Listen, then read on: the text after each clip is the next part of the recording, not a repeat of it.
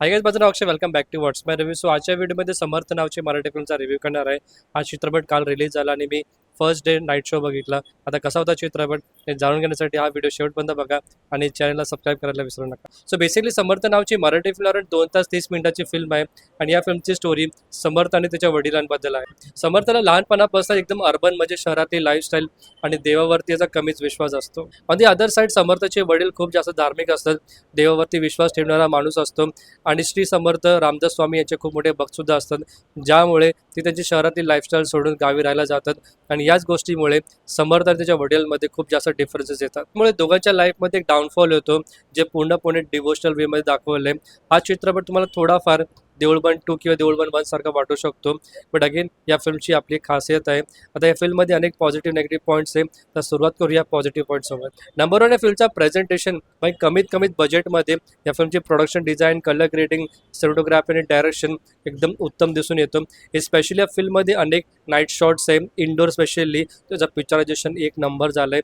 मला विश्वास नव्हता होत की इतक्या कमी बजेटमध्ये मेकरने इतकं स्मार्ट काम कशा प्रकारे केलं. सो ओव्हरऑल प्रेझेंटेशनच्या बाबतीत हा चित्रपट माझ्यासाठी एकदम एक्स्ट्रा ऑर्डिनरी होता. नंबर 2 या फिल्मचा बेस कॉन्सेप्ट जो खूप जास्त डिवोशनल आहे, जो बऱ्याच लोकांना आवडू शकतो तर काही लोकांना नाही आवडणार. आणि या चित्रपटामध्ये एक स्ट्रॉंग मेसेज आहे, पण हा संपूर्ण सिनेमा नुसता मेसेज डिलिव्हर करत राहतो आणि एंटरटेनमेंटच्या बाबतीत कुठे ना कुठे थोडासा मागे पडतो. श्री समर्थ रामदास स्वामीच्या द्वारे जो काय मेसेज देण्याचा प्रयत्न केला मेकर्सने तो खरंच खूप चांगला आहे आणि बऱ्याच लोकांना असं वाटू शकतं की मेकरने हा चित्रपट खरंच श्रद्धेने बनवला. नंबर 3 या फिल्मचा इंटरव्हल ब्लॉक सिक्वेन्स जो आउटस्टँडिंग होता. इनफॅक्ट बऱ्याच दिवसानंतर मला एक असा मराठी चित्रपट पाहायला मिळाला त्याचा इंटरव्हल पॉईंट इतका जास्त बँग ऑन वाटला. मला पर्सनली या फिल्मचा इंटरव्हल ब्लॉक सिक्वेन्स खूप जास्त आवडला, specially in terms of writing and presentation आणि ज्या प्रकारे त्या पर्टिक्युलर ॲक्टरने त्या सीनमध्ये काम केलं ना, it is really worth watching. Number 4 या फिल्मच्या संपूर्ण कास्टची performance, right from child actor ते सिनियर ॲक्टर्सपर्यंत सगळ्यांनी खरंच खूप चांगली परफॉर्मन्स डिलिव्हर केली आहे. स्पेशली इंटरव्हल ब्लॉक सिक्वेन्समध्ये मराठी ॲक्टर शर्वरी यांनी खूप चांगली परफॉर्मन्स डिलिव्हर केली आहे अँड शी इज आउटस्टँडिंग. कारण 2 तास 30 मिनिटाचा चित्रपट आहे, ज्याचा कॉन्सेप्ट तर पूर्णपणे डिवोशनल आहे. पण या फिल्मचा फर्स्ट हाफ मला जितकं एंगेजिंग वाटलं तितकाच प्रेडिक्टेबल फिल्मचा सेकंड हाफ आहे, ज्यामुळे संपूर्ण चित्रपट मला एकदम ठीकठाक वाटला.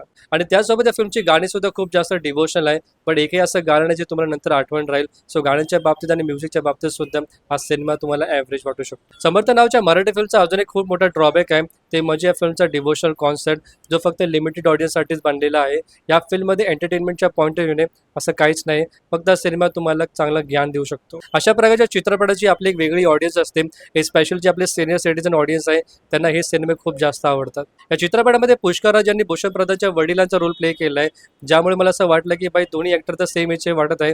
सो कास्टिंगमध्ये थोडीशी तर गडबड झाली आहे. मराठी ऑडियन्सने आताच देऊळबंद 2 सारख्या चित्रपटाला ब्लॉकबस्टर डिक्लेअर केलं आहे.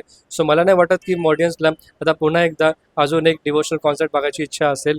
इनफॅक्ट मला असं वाटतं की मराठी इंडस्ट्रीने एंटरटेनमेंटच्या पॉईंट ऑफ व्ह्यूने वेगवेगळे सब्जेक्ट आणायला पाहिजे. बट दॅट डझंट मीन की समर्थ नावाची मराठी फिल्म वाईट आहे. इनफॅक्ट तुम्ही या चित्रपट थिएटरमध्ये बघू शकता. It's a one time watch to above average film. बाकी या चित्रपटाला व्हॉट्समेअरतर्फे आउट ऑफ 5 3.5ची रेटिंग. तुमच्यापैकी जर सिनेमा कोणी थिएटरमध्ये बघितला असेल, तुम्हाला किती आवडला किंवा नाही आवडला कमेंट सेक्शनमध्ये ऑनेस्टली सांगा आणि व्हिडिओला शेअरपर्यंत बघण्यासाठी मनापासून खूप खूप धन्यवाद.